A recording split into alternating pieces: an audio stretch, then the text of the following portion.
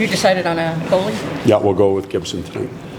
What kind of made you not decide until today? Or you said when we spoke yesterday, you were still thinking? Yeah, we were somewhat sure yesterday what we were doing. We wanted to talk about it again with Michael Layton, the goaltender coach, and that's what we're going with. And the Watson reassignment, is that a sign you anticipate Kane skating with you on Thursday, or? That is a sign that there's a real good chance he could skate with us on Thursday. Again, we're not there. We're getting feedback from some really important people, including Patrick, and we're hoping that he can practice with us, and we'll see where it goes from there. This has been the group's first extended stretch on the road this season. Obviously, one more game tonight, but what have you learned about their road game throughout the last week and a half? Well, I would say resiliency. You look at the St. Louis game, we're down by one, we find a way to scramble and get back into it, win. The last two games we're up and we give up goals late. We hang in there to scrap to get to overtime. We find ways to win. So I think the resiliency of the group is getting stronger, something that we've preached from the beginning of the year. So that's kind of the theme of it so far.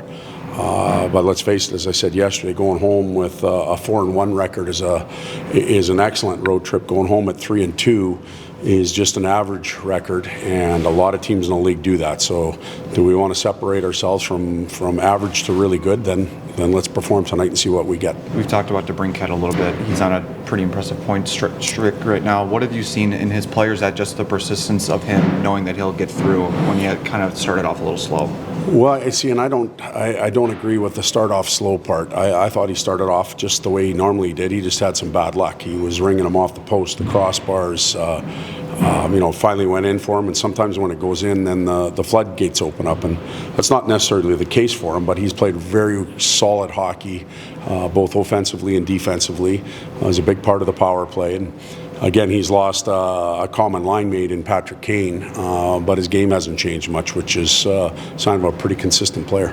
In terms of goal differential, the first period has been the worst one for you guys right now. How much emphasis are you putting on that with your team? We have talked about it. We've discussed it as a team. You don't want to magnify it so much where there's it's in the back of your head and it affects your team, but we have to get better in that area. It seems like we go in between the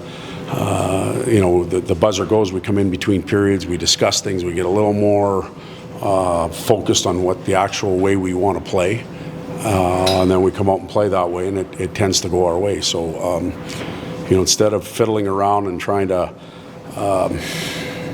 find your own way, let's just play our way early and see what happens.